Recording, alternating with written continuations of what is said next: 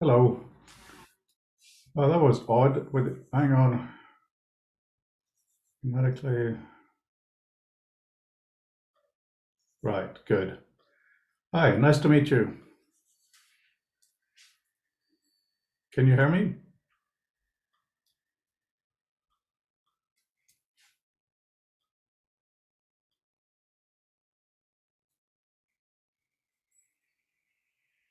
Let me just check here.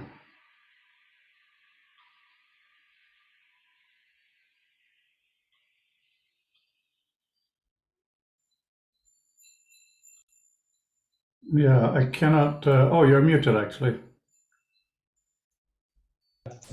Okay, so now we're set up, I think. Yes. Nice to meet you. Nice to meet you too. Where are you in the world? At this moment in Budapest, in Hungary. Ah, okay. Yeah, I was looking at the I, power plug behind you, so you're definitely not in the States. oh, wow. Yeah, correct.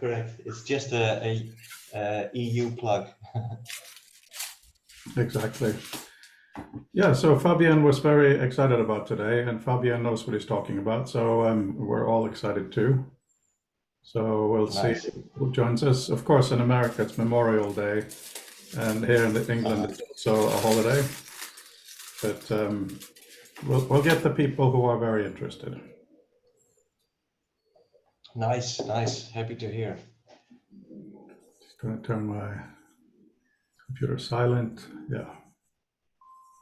So very good. So do you work with Fabian, or do you just know each other, or what's the story? Yeah, I don't know. That's a good question. We're usually talking a lot during the week about a lot of stuff. He's posting his updates. I post my updates. And yeah, I've also been tinkering with his playgrounds. He's building these XR playgrounds, as you probably know.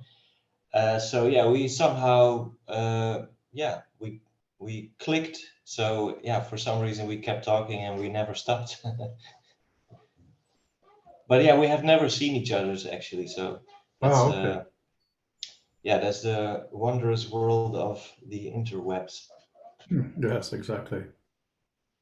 Yes, indeed. I'm just going to post here in our chat Twitter group.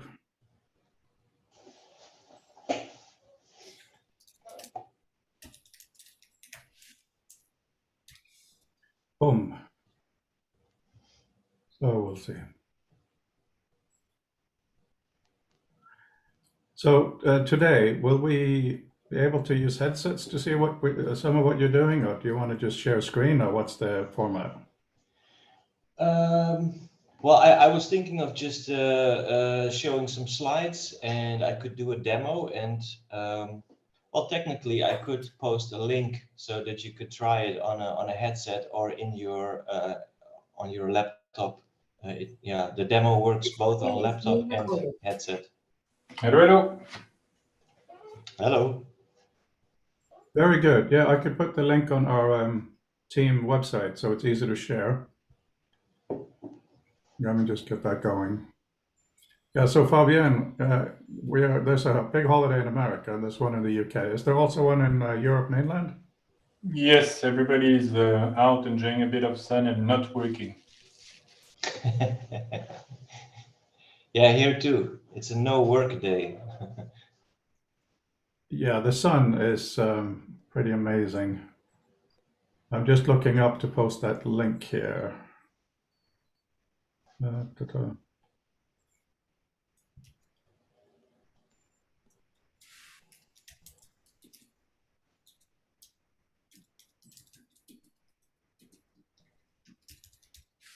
I mean, if it turns out that everybody's basically gone, nothing wrong with us going through things and then coming back to a larger audience and to explain if you have time for that. Definitely.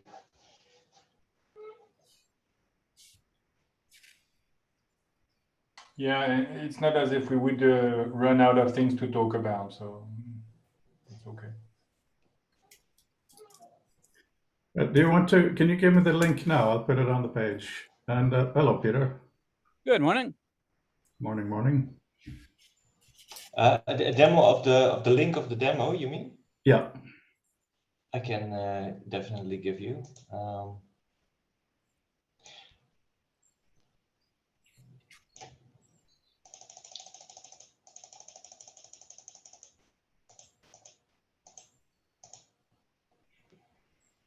Peter, doesn't it sound like he's a Windows user?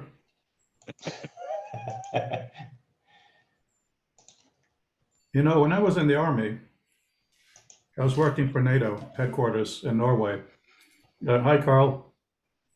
And Hi. we're deep inside a mountain, and they had to, the security teams had to walk around every once in a while and electronically listen, because when you press the keys, the CRTs at the time, their magnetic pulse would change. So through a mountain on the other side, you could actually read what people were typing inside. That's scary. That is indeed scary. We don't want the Russians to know all kinds of things now, do we? Right, let me just get this. Para.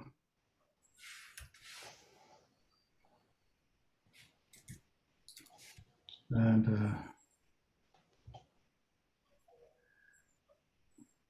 boom, done. Okay, so what I have done, guys, is as always, I'm just going to post the link in here. If you go to our community website, futuretextlab.info, at the bottom there will be a link to Leon's page where he has a link to his presentation, well, virtual reality presentation. So it's always in one place. They're always tagged with VR resources, so it's a really easy place to have everything. Nice.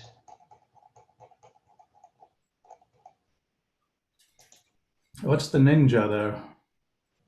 Oh, that's just yeah, a domain I use for a lot. So I just I have Yes. the isvery.ninja domain, and whatever project I work on, I create a subdomain for it.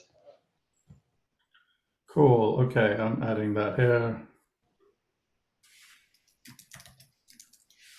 Yeah, that's cool.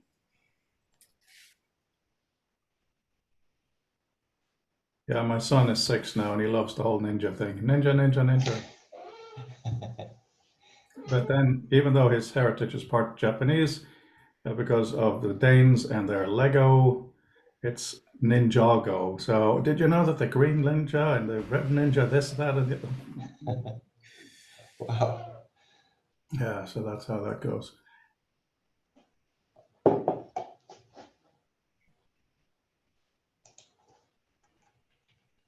So, as we were talking about, it's very important we don't tell Peter or Brandel or Carl it's Memorial Day today. We keep that. Oh, sorry, Brandel, you're here already. Hello. Good morning. Should we wait till 8 or 10 past? Or is there anything to discuss before we go into the goodness? I'm afraid I won't be able to come next week. Oh, why? What in the world kind of excuse have you got? No excuse. Hang on, when is the 5th? Monday. Oh, yeah, that is the 5th. So, Leon, we're very happy to see you today. One of the things, so I'm sure Fabian has said, we talk a lot about obviously the future of text, but also within virtual environments. And I wrote a piece last week that I've shared with some of the guys here. I'm happy to share again, where I believe very strongly that the threat of AI can be turned into an opportunity, but only, I think, in VR, AR. Because if we interact with AI through tiny little rectangles, it's going to be a bit of text and it's going to be a bit of speech and it's going to be a bit of horror. But if we get a full, rich environment like you're working on, Fabian is working on, Brandel's working on, then we'll have much more means, just waving my arms around, means through which to interact with what AI can give us. So, you know, next week's Apple headset will set a lot of things in stone, like the original iPhone, I think. Randall is not so sure, but the social conventions. Hi, James. Hi, Jim. Good morning or afternoon. Yeah, all of the above. All right, I think we're a quorum or whatever they call it. So, Leon, are you happy to start? Yeah, you're muted. Oh, let's do it. I will unmute myself. That will help. How do you want to do this? Roughly how long do you want to present before discussion, and how will you deal with questions? Should we type, interrupt you, or wait? Yeah, that is a great idea, actually. Just if you type, then I can immediately, if something is not clear, clear it up. And well, anyways, also just feel free to interrupt, because that would make it less static. And yeah, I can just start a screen share, because I have some slides which might be interesting. 2 thumbs up for Patrick joining as a virtual avatar. And Thanks. off we go. Great. All right. Let me share my screen. This one. So can everybody see this? Yes. Yes. Nice, perfect. So yeah, what I want to talk about is actually XR fragments, and it's a textual surfboard, so to speak, for XR experiences. And so a little disclaimer, take everything what I say with a bit of a grain of salt. And yeah, perhaps I'm going to preach a lot against the converted, so yeah, just bear with me. About me, I'm Leon van Kammen. I'm a Dutch guy currently in Budapest, Hungary. And I work for the internet, and sometimes it's the other way around. Internet is working for me most of the time. And yeah, I enjoy observing internet, looking at internet and how we use it with a smile. And I really like the way how Karl Popper and Neil Postman look at media and the future, basically. And I think it's a healthy way to look at it, because often we think we understand the tools we're using, and we understand where we're going, what will be the next thing. But most of the time, we actually don't, and we use tools which we don't fully understand. And below you see things I work with and for. NLNet, they are supporting the internet and sharing of open information. Penna is a school project in the Netherlands, and WebXR is basically the technology I'm talking about. Yeah, with NLNet, I've been creating a search engine based on Circs. It's an open source meta search engine. So it's basically a search engine for search engines, so to speak. And it allows you to use that inside your VR headset as well. Because that was a bit missing, and we haven't seen that from the big search engine providers yet. So that's a really cool project, which is still ongoing. I also create audiovisual productions in XR, WebXR. I think it's a really great way to combine animation, audio, and visuals. I think it's a really cool way of and quick way to publish stuff. And the school project Penna is actually helping all the schools in Holland to share and reuse presentations made by parents to help teachers to offer something extra in the classroom. Oh wait, I just noticed that I'm not seeing the chat right now. Let me quickly chat if, oh, there's no problem here. Okay. All right, great. Yeah, I wanted to plant a small flag here, and maybe it also kind of connects a bit with what Freud said about AI, threats, etc. I think many times when we look at technologies, old technologies, new technologies, we usually do that based on a timeline, and usually then we start to see a lot of friction, conflicts, maybe threats, like Freud said. But in reality, it's not such a big deal because I think in the end, we're just observing textual symbols and physical symbols through different lenses.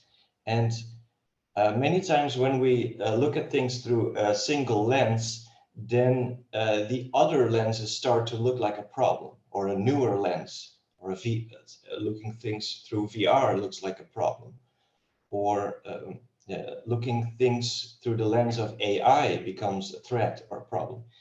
And I think the reality is that we humans are actually very flexible, and we are able to consume reality through multiple lenses. We really love textual symbols, physical symbols, and we teach them immediately to our children to look at the world through the multiple lenses which are available at that moment. So you never hear children really think a lot about, should I use a smartphone for this or a VR headset for that? Like, they just do it more based on, I guess, intuition. They don't really care so much that one lens is maybe better than the other. They are very flexible, and I want to emphasize this flexibility also to basically look at this presentation. So let's jump into the fragment part. So what XR fragments basically adds is basically, instead of only showing a small piece of information, it's also adds teleportation from friends to a specific nested experience at a certain time. And I want to emphasize friends because, and again, I'm referring to Freud's threats thing. There is a lot of safety in when friends share something with you, or they point you to a link, or they point you to a cafe or a good restaurant. So yeah, teleportation sounds maybe a bit intense, but if it's done with friends, I think it also can be very safe as well. So let's start with a bold statement. So yeah, for me, it always seems that text keeps inviting itself to a party, like some friend who is inviting himself to a party every time. And yeah, the picture might illustrate it. It's Captain Picard from Star Trek, The Next Generation. And behind him is Q, which is a super advanced, super smart, higher being who appears and disappears whenever he wants. And he basically plays a bit with Picard's reality. Picard has no influence on him, but yeah, it feels a bit like text is doing the same to us. It seems to play us by disappearing and appearing at certain times. Let me quickly check if, I see some feedback here. What is the MR in the center of the diagram? Yeah, there is, oh yeah, okay, mixed reality. Thanks, Brandel. How is it distinguished from AR? It's a term that people use encompassed a lot. Many people claim the Google Glass. Yeah, exactly. I agree. If there's another question or thought about it, let me know. All right, then I will just continue. So yeah, let's go to the fragment part. So you probably have received these kind of URLs where there is a hash something at the end of the URL. That's called a fragment. And the beautiful thing about such a URL is that it's basically, most of the time, it's a friend teleporting you to something somewhere at some time. It started with documents to basically teleport you into a certain paragraph of a document, so you don't have to read the whole document. As it's very powerful. Imagine if we wouldn't have those fragments, it would be so time consuming to receive links from friends and to have to read the whole article.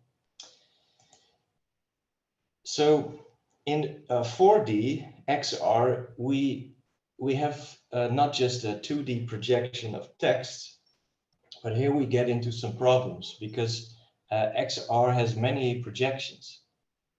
On the left, for example, you can see my friends, Tim and Roy. They also work with 4D XR data, which basically involves 3D data, images, text, all these things together, and animation. But they, like one day, they might have to use 5 beamers to project that data to physical space, to a museum, the walls of a physical museum, or next day they have to use 20 laser beams to project their data. And another day it could be 100 drones in the air or something. So in the middle, there's, for example, me. I work a lot with 3D editors, and that, yeah, there I store 4D experiences into 3D files. So these are GLTF, FBX, they are file formats. And on the right, for example, you have Fabien, who is creating various playgrounds using code. And yeah, all these 3 things work with the same type of data, but we use different tools to project them.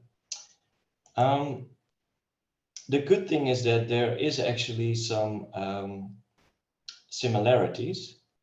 Let me quickly, I will quickly do my, yeah. So now I will see the comments. Yeah, yeah, made live, yeah, okay. Yeah, great. Perfect. All right. So can everybody see the presentation?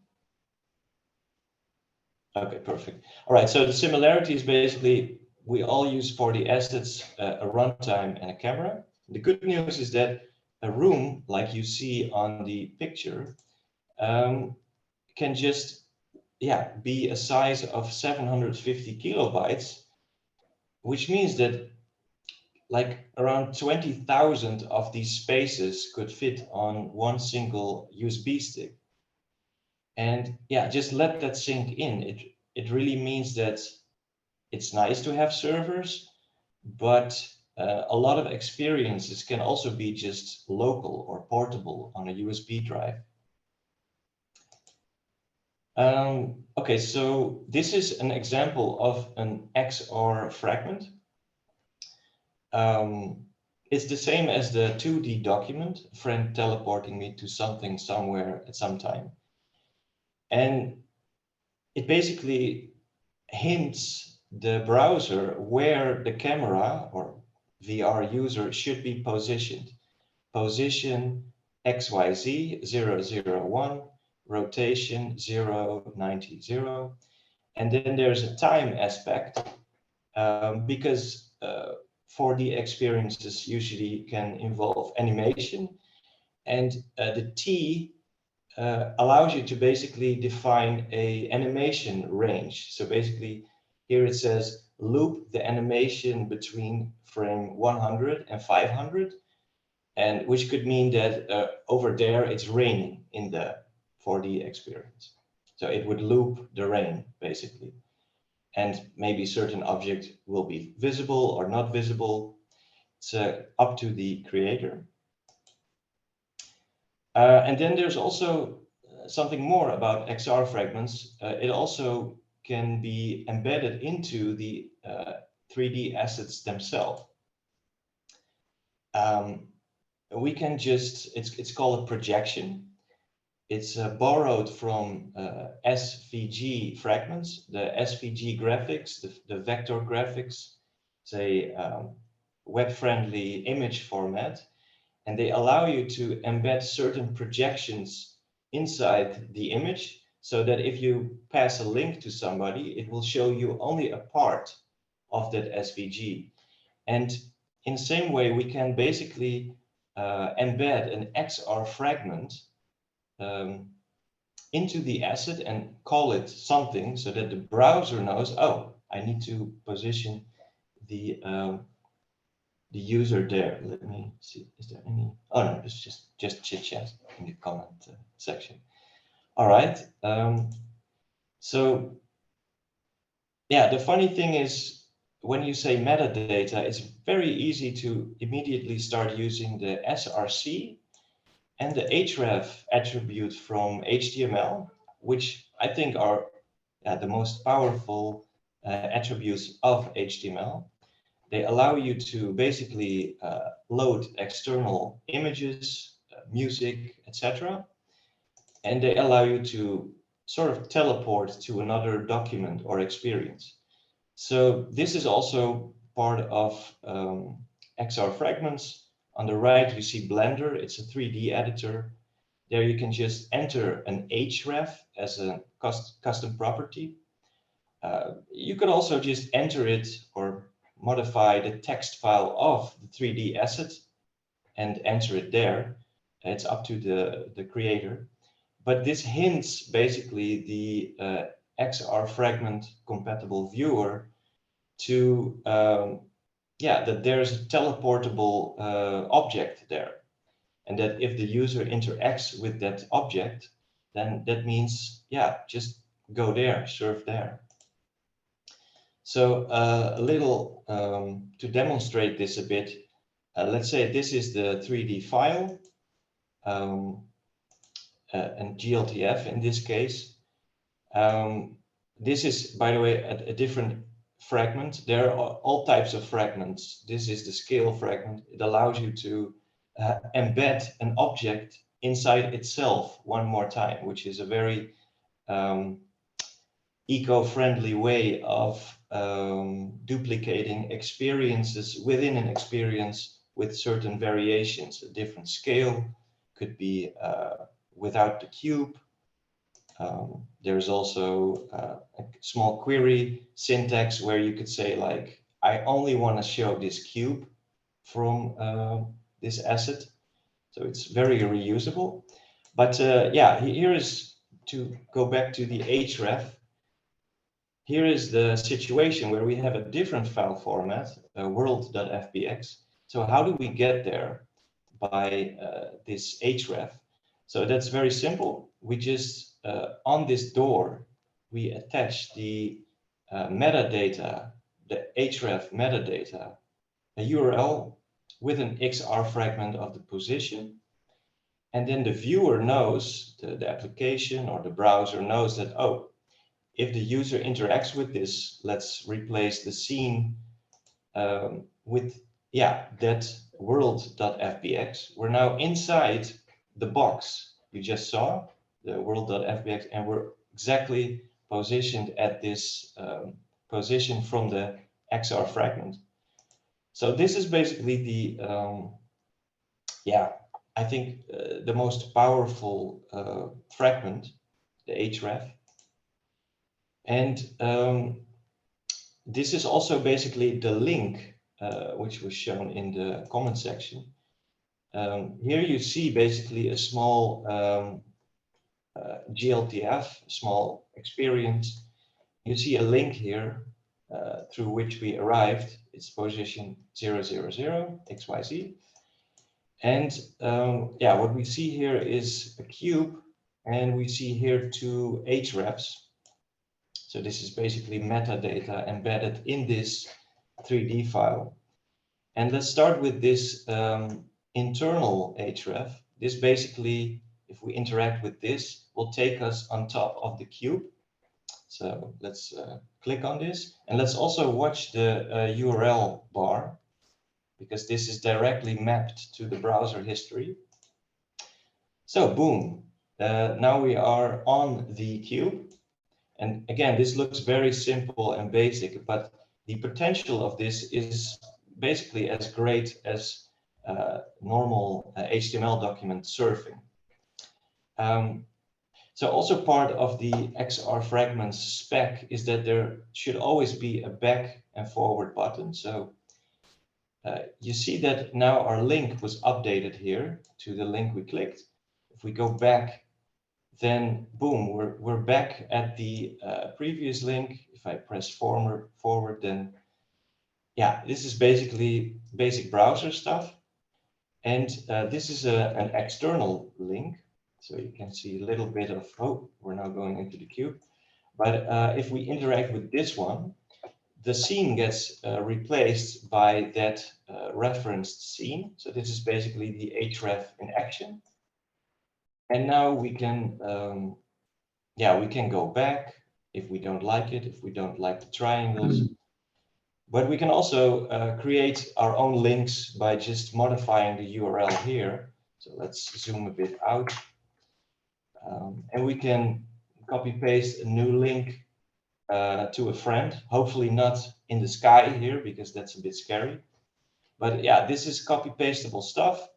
Well, as you can see, there is no full URL here, but that's just a implementation copy pasting. Also part of the spec is that if you do this in VR, that you should always have access to a back and forward button, basically respecting the web and how the web works.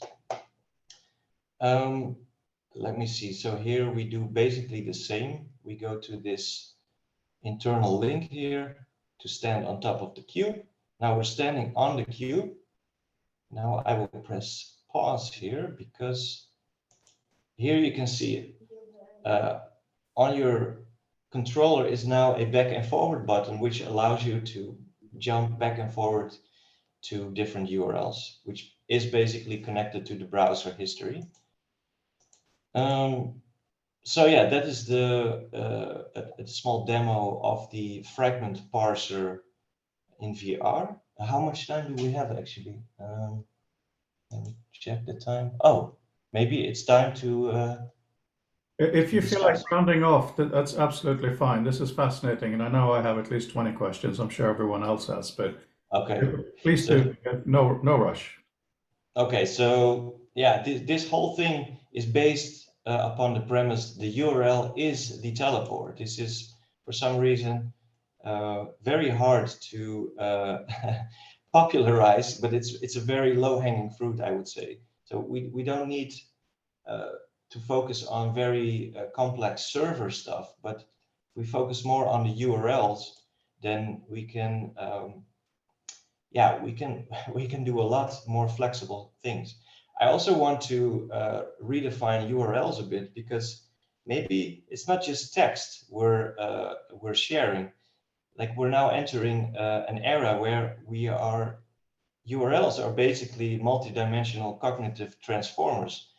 It brings us to an experience, and it changes us, and maybe we create different experiences based on those experiences. We compress it to a link again, we share it, and then this whole feedback loop goes on and on. It's pretty interesting. So yeah, you would almost imagine that Morpheus from the Matrix movie got to Neo through a URL. Yeah, thank you very much. I kind of like wrapped it up, because I think I'm really curious also what everybody's thinking about yeah, all my bold statements, perhaps. Thank you very much. Yeah, thank you very much. I have many examples, many questions, but I see Dini is asking in the text, but for the transcript, can you ask by voice as well, please, Dini? Yes, good morning. Thank you for that. I'm sorry I'm late. Has this been used to produce a piece of art yet? And if so, can you provide an example for us? I can see lots of uses. Wow, this is the best question ever. Actually, short answer, no. But the long answer is that I'm actually converting everything I have made in VR to this because I have been programming stuff over and over again, and this replaces a lot of programming.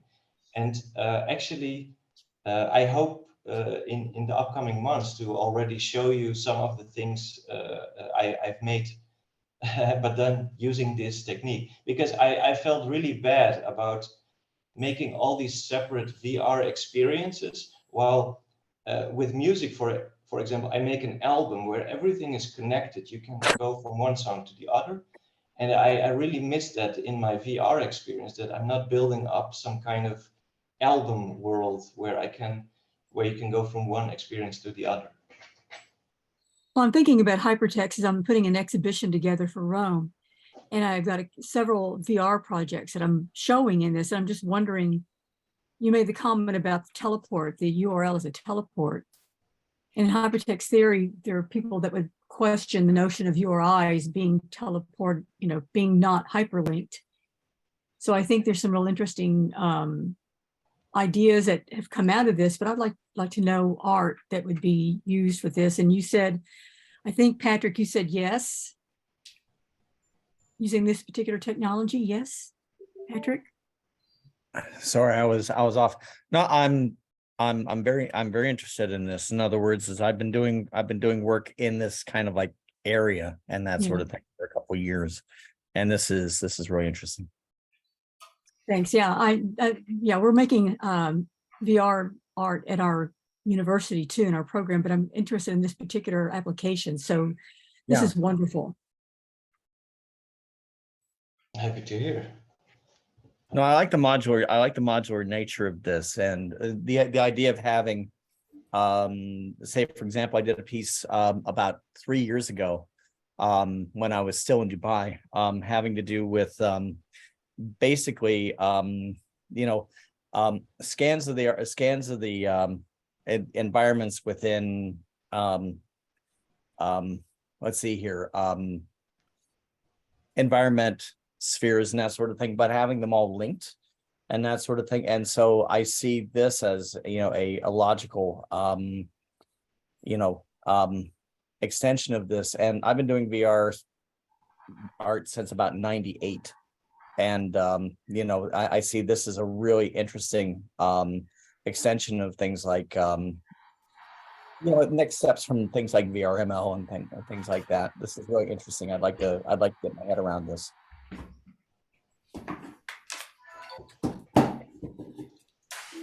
Sorry, I just popped in to have a look.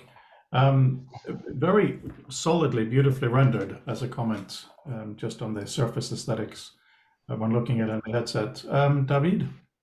Yeah, this is super cool. And I've been waiting for something like this to appear. So congratulations. It's really great to see, Leon. Couple questions. One is, what does it take to convert an existing VR experience? And then the second question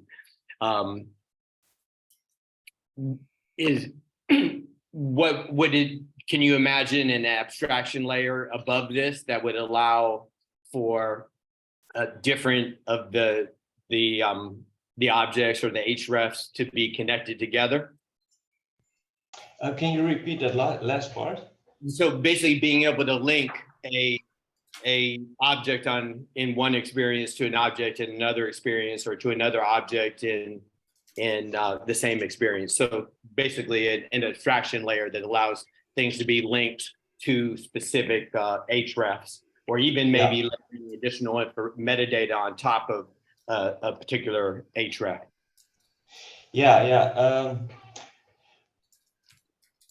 Yeah, so I think how it's now set up is that it's the XR fragments are basically several separate software pieces. The top piece is basically the URL parser. It allows the programmer to basically respond to these to the incoming URL to basically position the camera. So this is something which will be available in every programming language. It's a very tiny layer which just interprets the URL and allows the developer or hopefully at some point native browser to set the camera at a certain point. Another layer and library is basically libraries for popular frameworks like 3JS, for Python, for like all kinds of, I already have A-frame and 3JS, which can be, yeah, just dropped in an application, and then you can basically connect. It basically hooks into loading the 3D assets. So the moment you have an experience, could be some kind of web application. It could also be a physical installation, for example, Touch Designer, which is used for mapping video on walls. Like it basically hooks into the loading of the asset. So the moment an asset is loaded, it will scan for these metadata pieces, these hrefs and the SRCs. So if you have, as a developer, control over the loading of these assets, then you can easily kind of like bring this library in and have it automatically these referenced 3D assets, they will be automatically loaded into the 3D scene as well. So just to, maybe I'm explaining it a bit as if this is super easy. I'm working on this to make this super easy. So I hope to show you some more documentation on this to onboard existing VR designers and developers. But that's I think the most I can say about that right now. Just to follow up, so are you saying that when there's an href that goes to a particular 3D asset, and maybe it has a certain reference point and rotation and time frame, but it's going to a specific place, does the model then understand that there's actually a full asset there that could have multiple positions that are this almost the same place, and could have multiple rotations and multiple time frames, or does it see them all separately? I think through your lens, I think they are seeing it. The model doesn't know too much. It doesn't really understand the metadata. The metadata is optional. So it will be more the role of the viewer or the browser of the application or the application to do something with this data or not. So it's basically all the existing 3D objects, assets which have been made, which are basically very stupid. We can enrich them with these hrefs and SRCs, and we can just add a little bit of intelligence to our viewers, our applications, to basically do something with this metadata at the point when it's loaded. And so you just need to generate the metadata and have a new viewer to be able to convert new existing VR experiences to ones that would work in this world. Exactly. Okay, awesome. Thanks. That's Touch Designer. Thanks for the. Brandel? I'm curious about the human readability aspect of it. You had plain text representations of people's orientations in a 3D space. I did a while ago, and I'm sorry, I'm curious about the tension and where you see that being resolved between the sort of proximal legibility of the URL fragment and the usability of that as a data point. I built a thing a few years ago in advertising land that was able to take all of Google Earth, Google Street View imagery, and create using the lat long for where on Earth somebody is, and then the direction that they're pointing in, and the total number of bits that is required for that is it's like, I think I found that there were 17 or 18 bits per number, and so in order to be able to get a sort of a universal, unique identifier for every location on Earth according to Google Street View, you needed to have 4 times 18 bits, which becomes quite a long string. And so I made the decision to encode that in base 78 rather than in base 10, in order to make sure that it looks more like a URL pattern than something that looks like somebody had sort of accidentally appended location data at the end of a URL.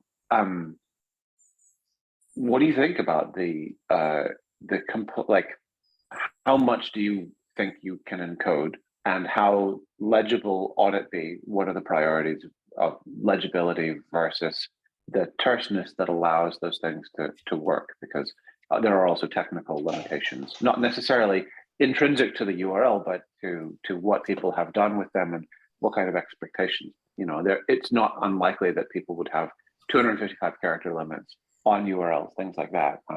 What do you see as the sort of the function and the limit of these fragments to that end? Well, those are really good questions. Let me stay on the safe side by saying that I'm not really sure. I'm thinking about these things. I feel a conflict between so I feel a conflict between, on one hand, having very long URLs, which might be, from one point of view, very readable, like position, rotation, and there will always be some extra, it will get longer and longer over time. So I feel a sort of pressure here. So at some point in the slide, I also showed that this phrase, this XR fragment, you can also just put it inside the asset and just refer to it by a certain word. So it's more like a projection. But this is also very invisible. I mean, so yeah, there's another problem then. There's also the problem of certain file formats like GLTF. They have a maximum of, I think, maybe 100 something characters. So there is a bit of a problem there. And then, yeah, on top of that, there is also 3D assets which allow binary data. There you can like freely do whatever or embed whatever you want concerning metadata. Yeah, I feel a bit, there is like these 3 elements, and I feel an enormous conflict between them. And every time when I'm starting to think like, yeah, we should go focus on this one, then I will always meet somebody who will say like, well, yeah, maybe not. And so I don't know, I would love to talk more with you about these things, because it seems you have been playing a lot with these kind of challenges too. Yeah, that'll be cool. Carl. Yeah, so I posted a link. Well, I work on addressing issues for people with disabilities, and actually Vince Cerf was kind of the lead interviewer for this Future of Interface workshop back in February. And I posted a link. They just have kind of a placeholder out there because they do want to move towards the XR interface and things, but and then there's also a whole XR accessibility community and stuff. So I think they'd be quite interested in what you're working on and things as far as, basically being able to put some prototypes together, just very small proof of concepts kind of thing. I could see this being quite useful for that. Nice. Oh, but actually, to jump the queue there, I would echo that and say, if you are not part of the W3C Immersive Web, then I'd love for you to join and see if you can come to TPAC in Seville in September. It would be a great opportunity to be able to kind of add to some of these conversations. That's Cool. a great Thanks point, for that. Brandel. Thanks. Brandel, can you put information about that in the chat for Leon? Because I'm sure he knows most about it, but yeah, that's good. And so you're very flattering by the way you kept referring to how text shows up uninvited to every party. I have had a discussion again this week with someone who ought to know better, saying that her kids don't read or write. It's all downloading TikTok. It's like, for crying out loud. This is a very intelligent person.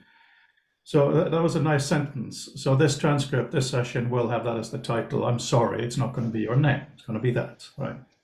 So 2 points. Number one, Fabienne, I think it was French humor, addressability of the known universe in infinite resolution. I think that's actually a useful goal because, this whole heliocentric solar system, we've all seen on social media how the sun moves through space as well. So it's actually a different shape. And, if you go back in time, is it time and location? All these things, they all depend on context. So I think that's what you're actually providing here in a real way, that you can probably resolve any of these things, provided you describe what you mean by them.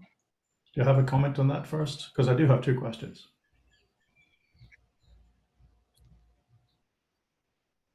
Sorry, was it for Fabien? No, it's for you. Fabian, Oh, sorry. Fabian did a provocation.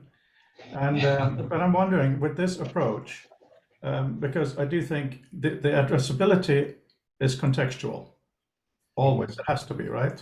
So I think you're adding a really interesting perspective on contextual addressability here. So that's why I'm wondering if you have a comment on Fabien's addressability of the known universe with infinite resolution.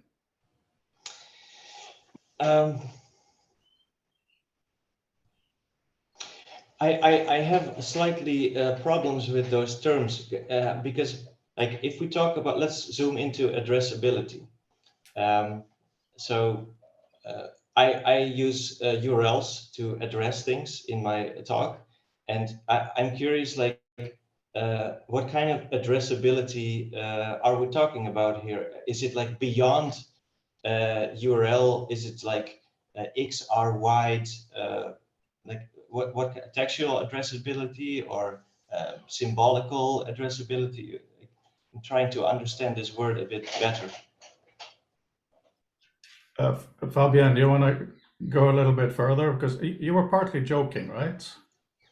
Well, I was partly serious because indeed, I think that's the struggle we all have. Is like not just generating something, not just writing it out. And we exchanged on email recently about a proposal for a visual meta to embed code, as referring to a discussion in December, referring to the text in that discussion. So as soon as we refer to something, we need some way to have an address for it, have a way to refer either quote and then have the DOI and the DOI with a fragment, or and in the end, that's addressability. That's you have some kind of content.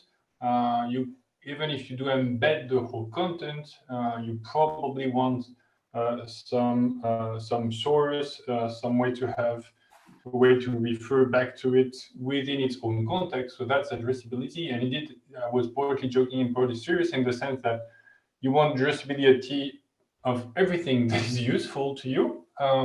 It can be, let's say, the IP address of the device, the MAC address of the device, the content that is on the device, that is on the server, and then you have the IP address plus the port plus blah, blah, blah. Do you want addressability of physical things that are actually there? So for example, where the device is on your desk. So it's yeah, I think it's a big challenge, but if you, well, the better you can address addressability, both something, and you mentioned it, let's say the tension between something with, let's say, infinite length, but that is cannot be memorized or might even hit technical limit versus shortcuts and a redirection. So yeah, that's a bit what I wanted to, some of the challenges that I wanted to highlight, because yeah, it's powerful, but how to do this right, it's pretty challenging. I agree. To be honest, this might be a bit of a disappointment, but I'm actually focusing. My focus so far, and with the people I talked, was actually mostly on the href and the SRC and the camera position. So these are, I think, the most powerful building blocks. In most cases. I might be saying something wrong here. Somebody would be upset now, but I think if we first focus on these things, then maybe we will at least get to the friend part where we can share things with friends very quickly. I think I don't. So yeah, the infinite part. Ooh, that's very tough. Also, if I usually, when you, for example, talk about security, like is this safe, is that, and usually it involves a very large scale of participants, and we're going more to the infinite. So it's really hard then to come up with like really robust ideas. So yeah, I guess so far I'm more taking a cross the bridge till we get there approach. I guess HTML did the same. It slowly developed into next versions. We will see. Okay, so I have a related question to that, my second half, and that is you used some very provocative language, which I think is very useful, changing things. Using the addressability, like you talked about it, is a big deal. So I'm just going to share my screen real quick because everyone here knows what this is. So this is how you cite using what I call visual meta, right? So I'm in a PDF reader called Reader. And what I do now is I now copy this. Don't worry about that. That's for a future thing. And then I go in our authoring and I paste it. So other than the question marks because of weird encoding in the PDF, what I have now is not just text. I click on this and it's a full citation, right? So when this is exported now, this is how it appears. I go back to this citation here. Oh, sorry, wrong format. This is what happens. I'm just going to call it this. So here is what it was. If I click on that number, up comes all the citation information. But there's two questions built into this for you. One is in the reference section, it's normal, boring, what you expect in academia. But in the visual meta here, we have the ability to have a lot more information, including the file name. And that is crucial. And this is why I'm asking you, because if I now click on this, the name of the document, it opens the original document to the right page, to the cited page, because I have the document. So the whole thing that happens here when you copy from the PDF into the authoring application is that it includes what we call visual meta. It's basically BibTeX. So my actual question to you is this. Could there be a mechanism whereby I'm in my headset, I'm in a virtual environment, and I want to take a location picture? So I do an action, and now on the clipboard, I have this. And then when I go to my authoring application, I paste this as though it's a citation. Because in the citation dialog, you saw we had all these fields. So forget publisher and all that stuff. Think about it as you hijacking this. And then when this is exported, it'll still just have a basic URL. But someone who can read this on their own desktop or whatever, imagine they're reading it and saying, and I went and I looked at what Fabian was doing here was really cool. They should be able to click or interact with that location and have that open in your environment. Is that something you see? Thank you for your patience with a very long question. Yeah. First of all, I found it quite impressive that you copy pasted it and you didn't really, you just copy pasted it, and then it was completely connected to all kinds of other. So that was quite impressive. I'm a bit puzzled by that, to be honest. Oh, it's But actually, it's super simple. Yeah. I'll actually show you because I don't want you to think it's very sophisticated. It's not. It's kind of ridiculous.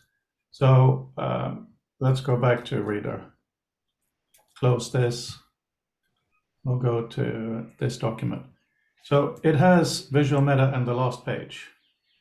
So I didn't make this document. It was downloaded from ACM, but it has a DOI. So when this document was opened, it went to Crossref, got all the stuff. So here at the back, it's got all these goodies.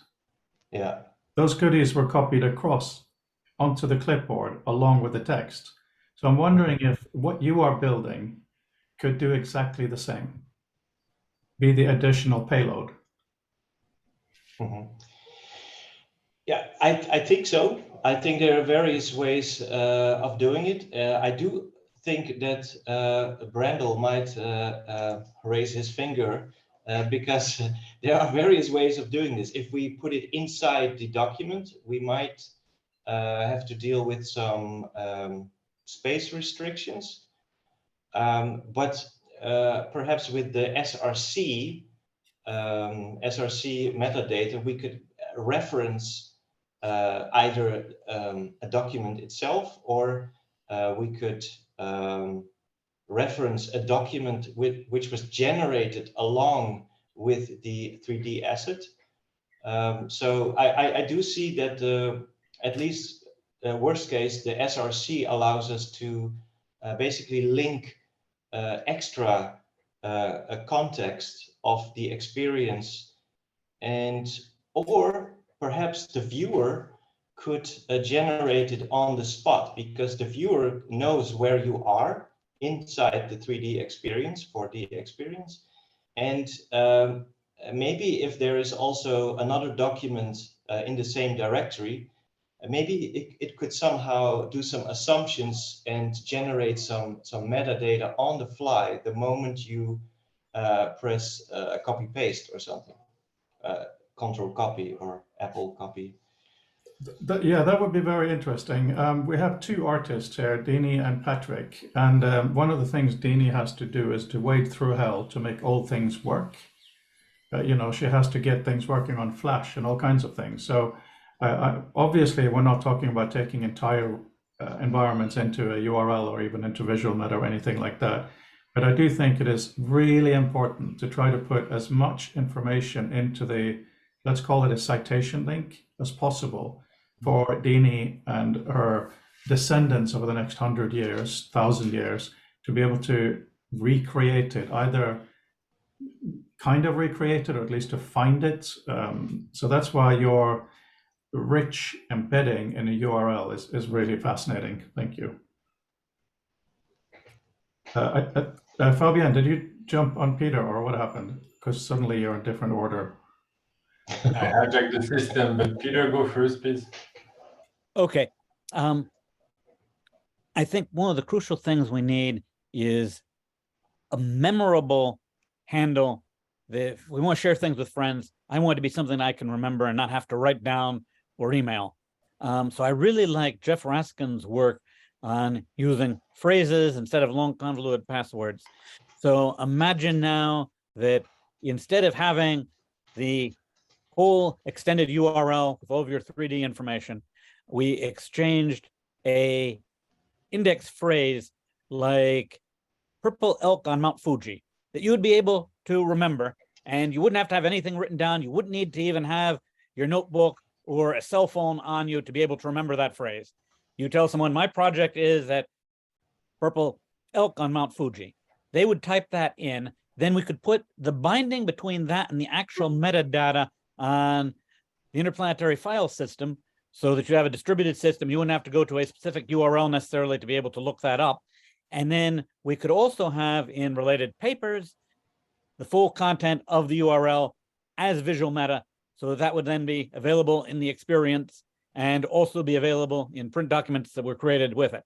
And you'd have the phrase that you could use, and basically it's just a vast space. If you go with like 5 or 6 word phrases, the range of possibilities is staggering, which is why Raskin and the Humane Interface argue that you didn't even need to have a username anymore. Since everyone can guess the username, just bypass that completely. Let the passphrase be both the location and the access key. So we could basically reify all of that information that you're tacking into the fragment and replace it with the index phrase, put the index phrase in the distributed lookup system, so that people can then go from that to bring in all of the metadata, and we don't have to worry about how many bits we can pack into a fragment anymore. Sort of DNS for URLs. Exactly. Interesting. What's And a the name distributed of one this, too, so we don't. And a nice what's distributed the name system. of this guy? Raskin? Jeff Raskin.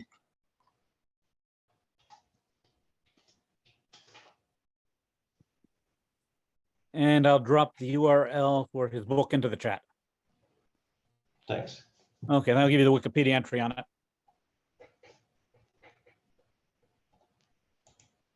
But it just seems like a nice bridge between the IPFS for storing the metadata in a way that's going to be accessible all over the place. We also store the metadata in the visual meta so that if you're offline and just have the paper, you can bring it in over the visual meta route. And we tie it to the memorable phrase that you can exchange and just have as a part of your repertoire to be able to cite, just like citing a book title. And that really makes it easy to share things with friends. I like that.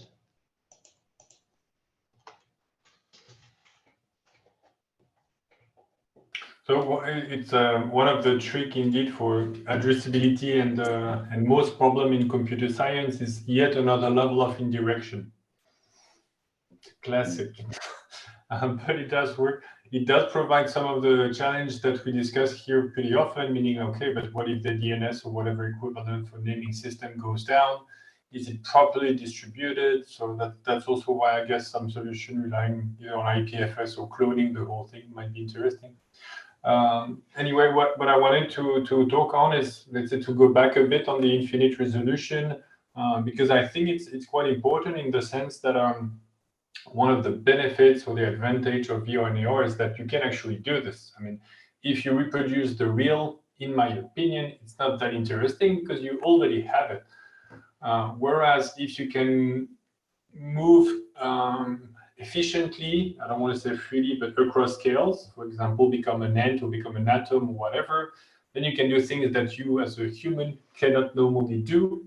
So I think that's where a lot of power comes from. So I think really infinite detail or infinite resolution across device is important. I also understand that you might not have the perfect solution, and I get it as a prototypist that one way to try to approach the perfect solution is to try. This way you learn from what actually was missed, what doesn't work. One thing that has been done though before, it's some of the conversation we have here from time to time when we start to talk about not digital content, but physical content, is going from one referential system to another. And for example, if you tinkered with OpenStreetMap, you're like, okay, but what referential am I? Like Brendel mentioned latitude and longitude before. So you can express it with different standards or systems of references, like the World Geodetic System, WGS 84, 66, 72. There are numerous actually of systems to do this, to reference a position in space or on Earth and then in space. And I think, in my opinion, at least, let's say what I think matter more than picking the right one is being explicit about it, because then you can do a translation from one to another. You can even, if you version it, then you say, okay, the whatever referential system I use so far for fragment or virtual space that then can be accessed through fragments was good, but it's not good enough. So I think one of the, let's say, trick to try and yet understand that, yeah, by trying you will not find the perfect system from the start, is versioning it and making the referential system explicit, and ideally providing a couple of examples of converting from one referential system to another. So for example, if your system address some space that, in order, due to the technical limitation, can only go so far, that's fine. And then you have a couple of examples, say, okay, when you want to use another one that could be equivalent, then you would translate from this to another. But just I think one way, yeah, to make it rather future-proof or safe without being perfect, it's just being explicit about which referential is used and being pragmatic by giving a couple of reference of translation between the current one, new one, existing one, and versioning. Yeah, that makes sense. I see some hands. Yeah, Patrick, please. Yeah, I But first of all, you have to tell us how you're appearing like that. It's cool. Oh, actually, what's it's a new beta feature in Zoom. So in other words, if you go into the background and all that sort of thing, if you go into the background, all that, it says avatars. And so I just basically clicked a few things, mainly. And then I love brutalism. So I picked a background that was part of the brutalist architecture from Assassin's Creed. So I have this all together, and just let an artist go nuts in a virtual environment and see what you get, in 15 minutes. So that's it. But basically building off of what Dini was talking about, I first was doing VR art in 1998 in Superscape, actually, doing performance out there. And basically, I out on SoundCloud, I have an entire album in which I did a number of sonata forms on a virtual piano, which was very interesting because of the fact that the structure of the songs basically was constructed by the latency of the network at the time. So in other words, a lot of the structure was based on how quickly I could wind up getting keystrokes in. But anyway, and then I did my MFA in VR in 2006, and building a GeoWall from scratch. So all these different modalities really interest me. And when Dini's talking about, conserving, converting, and all that sort of thing, myself, this isn't necessarily my interest. In other words, is that, say, for example, I'm dealing with spaces and people who are interested in, say, can you give us an Unreal version of this? Can you give us a Second Life version of this? Can you give us a Unity version of this? Can you, I also use real estate software to use, to use, environment spheres. And so, and that's largely accessible on the web, which I think is my interest here. Is that, in other words, I'm looking at your your project in the way that you can have this rich embedding of different sources of media. And I'm wondering about portability. I'm wondering about is this accessible through a headset? And then the one thing I'm also very interested in is the formal possibilities of this particular platform, because of the fact of this rich embedding thing in, and this is one thing I'm very, very interested in, is the formalism of virtual things. And would you like to work with more artists?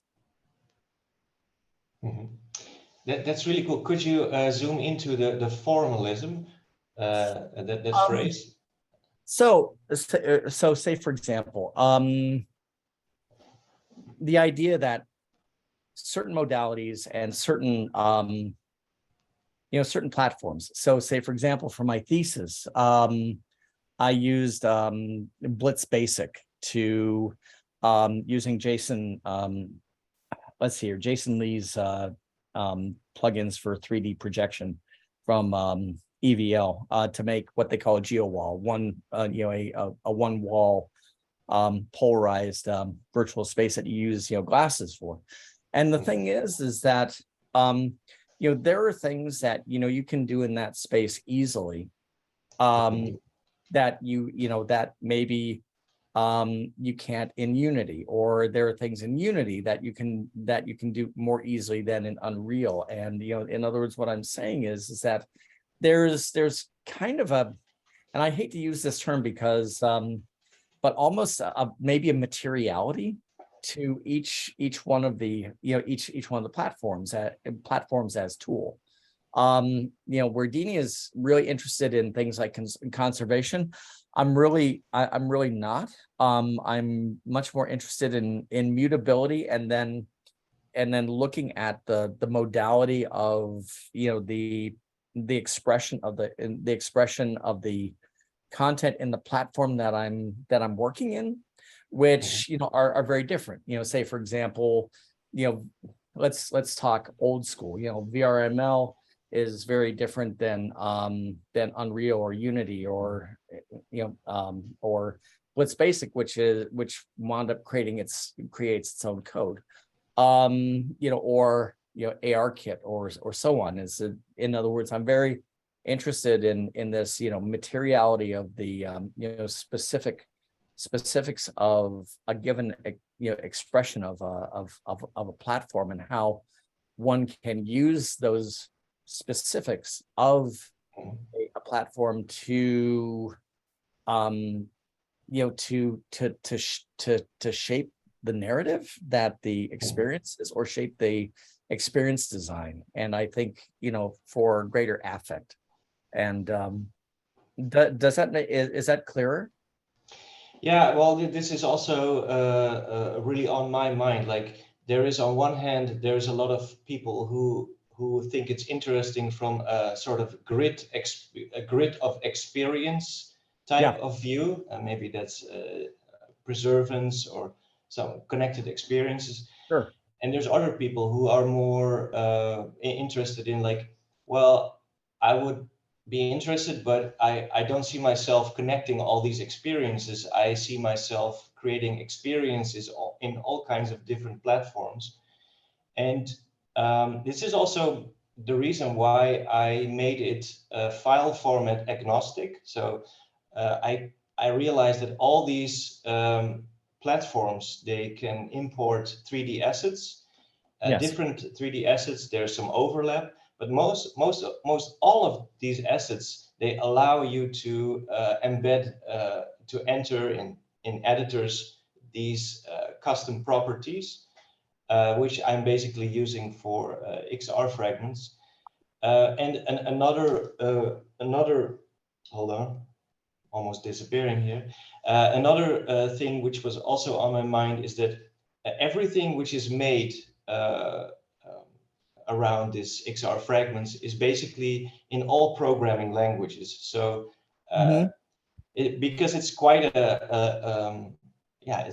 it's quite a high barrier to integrate all these things into everything. So I just figured that, like, the moment I just make it available, all these different layers of XR fragments for all programming languages, that will be hopefully make it easier from an adoption point of view. But there is it's definitely a thing that's, like, until you get there, it won't be very easily integratable into different environments unless you are a programmer. But the real idea behind it is that you don't have to be a programmer. You just need to be able to enter this metadata, and then you're done. So yeah, there is definitely work to do on that side. If I can flip around just for a second into something that's much more germane to this particular group, is that one of my areas of research since the late 90s is the idea of hyperbolic browsers. In other words, the idea of mind maps, things like Holtzman's, what is it, perspective view, Ted Nelson's Xanadu, things like that. And I wound up doing, I've done a lot of writing either using wikis or doing, multivalent essays using things like mind maps, like the brain. And the thing is where I see you talking about experience grids, this is something that really appeals to me. In other words, do you see creating narrative spaces with these things in basically sort of where these things could be narrative grids, that that lead a person in multivalent directions? Well, actually, yes.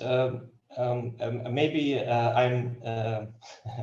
I sound like I'm beating a dead horse, but No. for example, the web rings. When I was using those, I found that very interesting, very coherent. I felt a bit like I was actually in some kind of experience grid of curated content, and I think I felt I lost that a bit when we went more into a search engine era, and this is also what I envisioned a bit with this kind of project, is that it would be so nice if if it would be easier to basically create those experience grids or rings, web rings. Don't know how you should call it, but yeah, that was also a bit on my mind, because usually when I'm creating music with other artists or I'm programming with friends, and we're more or less into the same. We're into the same stuff. We're interested in the same stuff, and if you can connect all these experiences, I think that is super interesting. And you mentioned also wiki.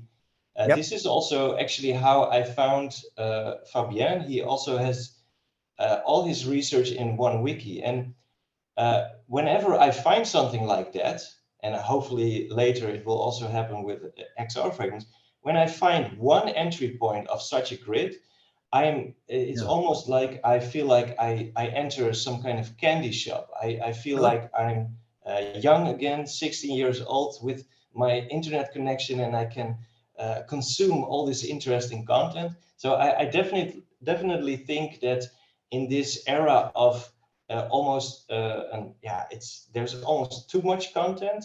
I'm really longing for those kind of more coherent, connected experiences. Yeah, I mean, do you think what you're getting at here is a much a better structured sort of user interface experience to informatically? Perhaps yes, and also perhaps sort of auto-curated, because the people who are doing the links or the linking, they probably know each other's, and it's basically the opposite of an app store, where you have basically everybody competing with completely different topics, and it's not really it's much slower. You have to download things. I was just realizing that it's so easy to create certain XR experiences without app stores, that there's something really interesting about connecting it in this way. Yeah, and also one last question, then I'll shut up. Is that let's see here, can you access these using goggles? Yes. Fantastic. Okay. Sorry. How do you can enter the URL in your goggles, and then you basically are positioned at that certain location in that specific experience. I just want to say that's what I did earlier, and the navigation and rendering quality, just as a user experience, was really, really good. Brandel. I wanted to kind of respond to Peter's suggestion not to shut it down about having sort of that IPFS intermediated thing. But as Fabian kind of pointed out, like intermediation is one of those pretty fundamental kind of impositions that people use and with computing, and it has really substantial cultural and political implications in terms of when you one of the things that's really interesting underpinning what I was saying about what's the legibility of a URL pattern of these streams of information. One of the really big sort of parts of that is who by consequence gets to make it and what must be known about the act of their making it. So if I send a link to somebody, nobody external to that interchange needs to know that I did it. Nobody needs to know that moreover, if there are sort of fragments attached to it, nobody needs to know that I characterized it in a certain way. Those are the circumstances of my having created that link. Whereas if you have some kind of IPS intermediated thing, it typically needs to have at least a creator attached to it. Somebody has decided to create that thing, unless it exists sort of externally in a sort of an infinite latent space. But that's hard, to have something where you're sort of just picking from an existing latent space of links. And also the authorability of it is a big question. So the reason why I did that thing with the URL patterns in the geospatial context, it was for an advertising campaign for Cheetos, and what it meant was that all of the information about the specific use of the page was present entirely in the URL pattern, and so a URL was actually a substantial amount of authoring information itself.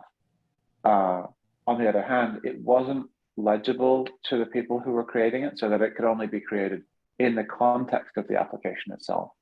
So nobody would really be able to kind of decode it themselves and construct a URL external to the application. So anybody had the ability to author it, but they only had the ability to author it within the context of the page of the application. And so there are a number of settings, effectively, that people have as a consequence of how legible it is, how logable it is, I guess, in the sense of being lodged in some kind of registry, which IPFS or DNS, is a lodging of these things. And so that's not to say that any of these solutions should be considered out of bounds, but to recognize and highlight that there is a necessary sort of informational creative aspect of like creating the information. I also made something a while ago where, Strand Beasts by Theo Jonsson. I wrote a thing where a URL was all of the parameters for the Strand Beast in terms of all of the joint links and things like that. And it was really effective. It means that you could have a link and it would just be to any given Strand Beast. And that was weird, but it meant that it could be serverless. Depending on how you construct and author that, you either sort of allow people in or keep them out in terms of their ability to do it. So it's not that any one solution is wrong necessarily, but that there are these intrinsic sort of consequences in a cultural and political sense of who gets to create and who gets to know about it, that I think are really interesting to sort of add to the mix of all of the other fun technical challenges. I also wanted to talk about authoring, but I'll leave it there. That was a lot. Any comments before we move on to Peter? From you, Leon? I like this. I agree. I think I like the idea of the simple, like if I'm in a bar, then I like Peter's idea. Like I just want to shout to a DJ, purple / purple something. And then he is, for example, able to maybe write it down or remember it, and next day he can check it, and then it turns out it's the original Diana Ross song, which was actually sampled in the song he was playing. And so this could be a very cool, quick way of sharing.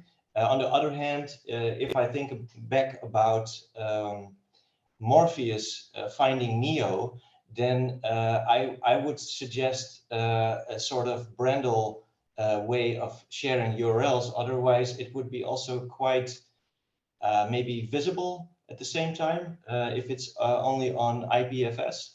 So I guess both have definitely their charm.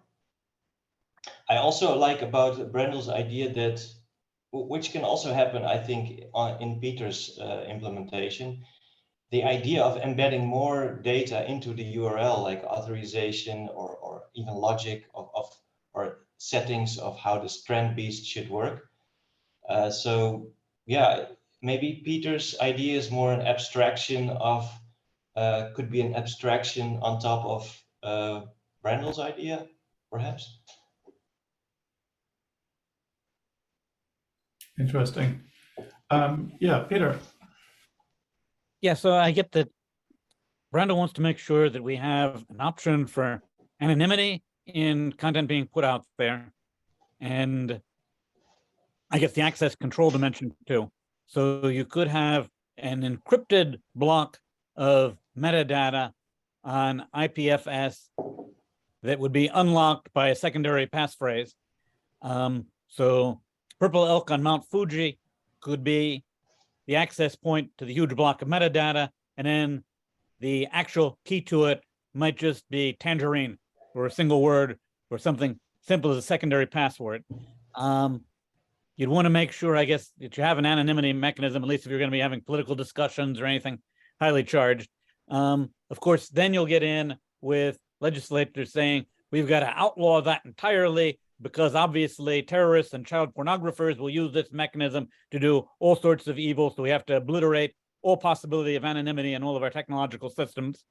Then it could be unreal. Ian, do you have a grammar for the X fragment, and is there a formal specification for it somewhere? Yes. I will, it's actually the link on the Future of Text websites, xrf.isberry.ninja. That's basically where you can also, I will actually post it now. It's easier than to describe it. I will share the link right now. It's becoming a funny thing to say.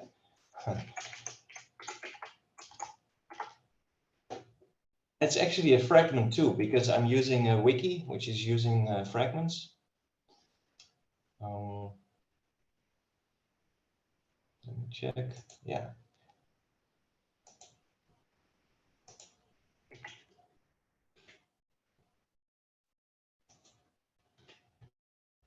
This is more please view this as a request for comment, because it's yeah, there are some fragments, but it's not that they're yeah, they're sort of work in progress, or like they are not written in stone, so to speak.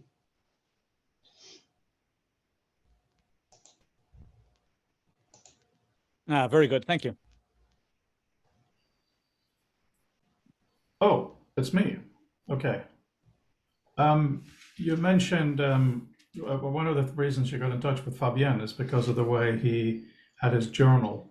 So I've been working on a journal with author and reader, my two pieces of software that you saw earlier. And the idea is you're reading in reader, and then you do this kind of citation that you saw, paste it in author, and it's just an ordinary document. I'm highlighting that again because having some kind of a thing where you have your stuff is important. And I'm careful with the language, because if we call it a library, which I did for a week, it goes in one direction. If it's research journal, it's another thing. We have all these words, but I do think that your admiration of what Fabien was doing in this regard is really important, because we do need to experiment with better ways to store what matters to us. So far, I've only been looking at documents, books, notes. But like you and I talked about earlier now, to be able to be in a virtual environment and to embed relatively richly where I am, and then for that to be safe in a document, I think is really important. I'm really scared about Monday, Apple's headset, because it's going to be wonderful. I will buy it. The first version will be quite crap, just like the original iPhone. You know, I think these things are going to happen. But when you have somebody who understands humans, Apple rather than Meta, as I've said to this group so many times, I'm so worried they're going to own the human interactions. It's like, you know, you swipe like this, you don't swipe like that, like on the iPad and the iPhone. Something like that is going to happen in this environment, plus addressing, because Apple wants to own everything, just like all the other companies. So let me ask you on another level, the same question I asked earlier. What do you think would be the best mechanism whereby this stuff that you have can be extracted from a virtual environment, put into a document, and go back up? Well, that's a great question. Luckily, I hedged this situation with mentioning Karl Popper and Neil Postman. So the best way, yeah, that's tricky. I am a very I tend to think that there will be some sort of copy paste. Yeah, you can call it. You were talking about swipes or gestures or movements. I guess they will definitely have a big hand in what this will become, copy paste. So far, I don't see a lot of willingness to create this type of, I don't know how you described it beautifully, like to basically, let's say, copy paste something. I don't see a lot of willingness actually from Apple or Meta to connect or interconnect spatial experiences with each other. Maybe they write about it, but to be honest, like, yeah, the back and forward button would have been a very easy thing to implement, and it hasn't been there. Another thing is that just like, yeah, I think their premise is so much focused and tied to this app store. It's a very yeah, isolated. It's by design. All these experiences are isolated to, you know, ensure some sort of safety, I guess, or like they don't want these apps to interact with each other, it seems. And so in that sense, I don't really see. I think they will definitely decide some things for us, or they will become, yeah, adopted by us. But I do think, yeah, I don't think they cannot really get to these very seamless experience, this interop, even though they can write about it that they want it, blah blah blah. I don't really see that coming very soon, to be honest. And if their game and their goal is to collect an audience, a bigger and bigger audience, then the security implications of that will only cause a hardening of these app separations, the separations. So I tend to think that, yeah, it will really slow down. Like people will, or at least I'm already, I don't know any developer who is developing for XR who thinks it's fun to have to upload something into an app store. It's really, that's exactly where all the delay happens, and you cannot tell anything to a client when it will be visible, or when can we start, which date should we put on the marketing. So I don't know. I so far in all these years working, I've also worked with app stores. I only see this getting worse and worse, where you're starting to feel like it's a lot of time and money we're investing in something which is very brittle and can be flagged as I don't know, a brutal. It can be flagged as some kind of brutalism VR experience in any second. But if we do start through the web browser, then these HTTP links should work. So I think one of the things you have that's really, really promising is a mechanism around that. And, you know, for me, all I would need is a way to, you know, I'm standing in a location and I want to take a snapshot of this, like we talked about. How can I get that out of the VR and into this into my document. You know, if we don't solve these kinds of issues, what you're talking about here now is really, really frightening, because then we're moving not into augmentation environments, we're moving into very, very pretty prisons. And, you know, in the 90s, we had CD-ROMs, which were information ghettos. You know, they were awful, horrible things. You know, as a species, and, you know, I am a bit dramatic maybe, but I don't think we can afford that. Because if we outsource our thinking to AI, because the interaction mechanisms are so tiny, we're screwed. So what you're working on here, and Fabienne just sent me an email saying, can Leon present? And of course, there's no point arguing with Fabienne because everything he suggests is brilliant. It's such an important time for this. And, you know, I know that Fabienne and also Brandel are very interested in these open infrastructures. So do you have any further comments on how, as a case study, you and I could work together, that I can be in a virtual environment, something happens, and then I'm in my normal macOS app, I do a paste, and then later on I can return to that environment? Yeah, I think like it's what I can imagine is that a document can be converted. So we have, if I showed you a GLTF file, this is a text file, it's a JSON file, it's describing all kind of vertices. I can imagine a way where we, if we press a Control-C copy action in the browser or something, that it basically converts itself to a textual representation in some way or the other. I don't know if it's quite something if that would be two-way, so that you can convert a human text readable experience into a 4D virtual experience. But I can imagine that it would have to be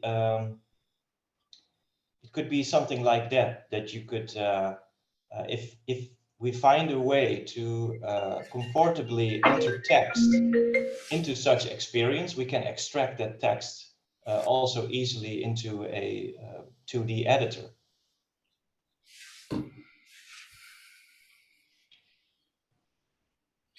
One thing that I'm very strongly pushing for the whole visual meta thing is that it is just an appendix in a document. It's not embedded. It's the lowest tech you could imagine, right? So the thinking behind that is twofold. Number one, you can print the document, scan it, run OCR, and you've lost no metadata.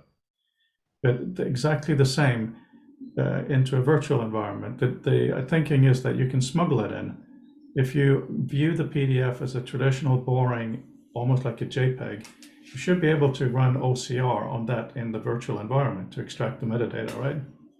So if you have a clearly defined section of citations, and now, thanks to you, citations include locations as well as other books, at least then it would be extractable into that environment. But what about the other way around as well? You mean to go from 4D to 2D text? I really don't know, but I just, it's such a provocative thing. And one thing I think Fabienne and I should talk to you offline is about, I desperately want to have a VR globe of the world. And it seems a lot of the work you're doing is related to that. It's the most obvious thing and no one has made it. There is a Google Earth that's massive and cumbersome, but a simple thing. Anyway, all I'm talking about is if we as a community are going to sell VR work to the world, it's got to have to be, put your headset on and your data is there, obviously, right? Apple will solve that. Meta never solved it. So I'm talking about the next thing. If we're going to connect different modes, you know, I want to be able to put my headset on and my stuff is there, but it goes the other way too. So if we have a really interesting meeting, and this is the key thing that I think all the platforms are going to try to lock in. Let's say this meeting right now is in VR, and we have some artifacts we're placed in certain locations that really help us think. I don't want to take a dead screenshot of that. I want to be able to do an interaction to save at least the layout of what it is, put it in my PDF. And I love PDF for the reason everybody hates it. It's completely frozen. So it means it'll just stay that way. But all that stuff should be there. So that at some point in the future, I mean, earlier today, Fabian sent an email about how to embed code in PDF using the visual meta approach. And his fields included not just the code, but obviously the language, the environment, all the things you would need to run that code.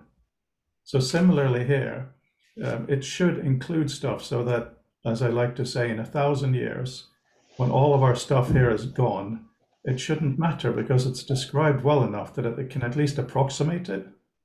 You know, it might be the wrong guitar that's on the corner, but at least it's known to be a guitar or something. That is the dream. I'm wondering how deeply or not that fits with what you're talking about. Yeah, well, I think maybe I can say something really short about it. Recently, I was talking with Fabien, and the fact that it's so easy to reinvent things which already have been invented better. And I think maybe we should bring in the mime types into XR, into the assets. That the moment you create these artifacts, you basically, the starting point is like, what is this going to be? It's going to be a image, or it's going to be text. And by doing so, we can later always get the real data behind that artifact back into other into an editor, etc. And yeah, maybe Brandel and Fabian and Peter also have some ideas about this going back and forth.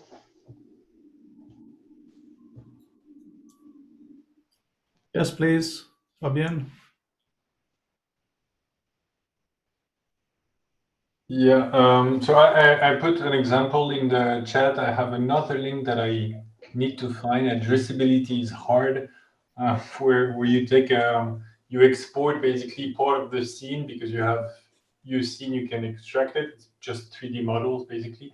As long as you're in VR or in 3D, if you have AR or MR and you have the real world in it, then analyzing in depth the world itself, that's a bit harder. But yeah, I definitely think having efficient ways to go back and forth is not just important, it's like fundamental. Otherwise, you just create again ghettos, black boxes. I mean, it's pointless. What I had an easy question first, because maybe I missed it, Leon, but right now, when you click on a fragment or use a fragment, you get teleported somewhere. But do the some things you look at are somehow highlighted or shown in a way, or is it solely the viewpoint? I like that idea actually. Right now, it's just position your orientation to that point. The highlighting of some kind of object with certain metadata, that's a really cool idea. That could be part of the spec, because then you not only have the orientation, but you also have the something else as the object of interest. So yeah, right now that's not part of it. Then if it's not, I will insist a bit on why I think it could be interesting, is because that's how I personally discover fragments in terms of W3C specification, is because I was reading an article and I thought, oh, I want to not just point, let's say, to a paragraph using an anchor, but I want to have a specific sentence. And that's already, I'm going to put it in the chat, but that's part of the specification that is not yet adapted or adopted or implemented everywhere, including in my favorite browser, Firefox. So put it in the chat. But there are, for example, things like scroll to text fragments. So you refer to a document, a section of it, and then you get right there. And you have like a specific highlight, not just the position toward the document. So I think because, let's say you're relying on a fragment, or you're, I don't want to say hijack, but you're extending the concept to give it actual depth with play on word. But I think that specific point is pretty powerful and interesting, and in my opinion, it would make perfect sense in in VR, XR, whatever, because yeah, in the end, you share a viewpoint, yes, but you look at things, which loops back to the point from Freud before, is like not getting the stuff there, locked in there or stuck. You need to be able to use it. Yes, you want the full version if you can, but if you don't, or if people don't want to use it a certain way, what are you looking at? Literally.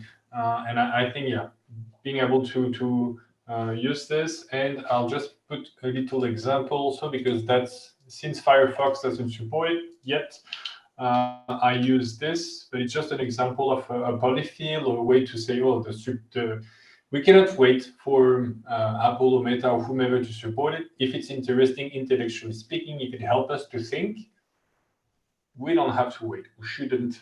Maybe it's going to be adopted somehow, somewhere. It doesn't matter. It's one implementation. But if it's important enough that we highlight things we look at, we want to interact with it.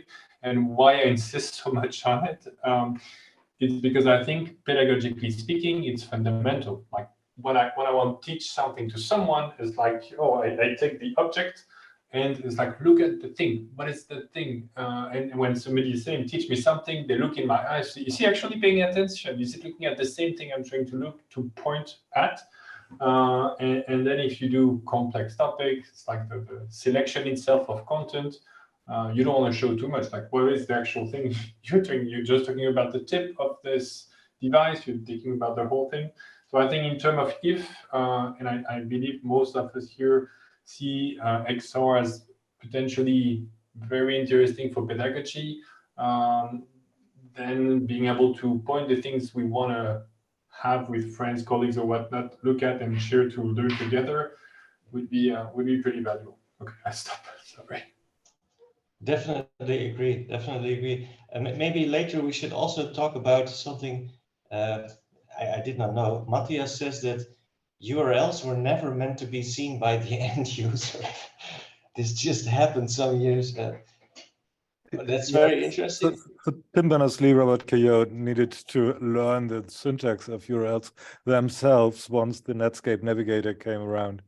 So originally it was just like Frode did. You select something and say, from here to there, command create a new page, and the link was implicitly, meaning in the background, created from here to there, like Frode just has demoed to us. This was the original way how to link two pages to each other, not fiddling around with any URLs and any service and any FTP uploads and downloads and so on. This was just there. It was nothing for the end user for us to think about. And long story short, so the recent 30 years, well, it's not how the web works today. Web browsers are just read only in a sense, and all the other stuff is just a lame, shallow idea what the original hypertext in the World Wide Web has been. And caveat, the World Wide Web is not the best hypertext system in the world, going back to Ted Nelson.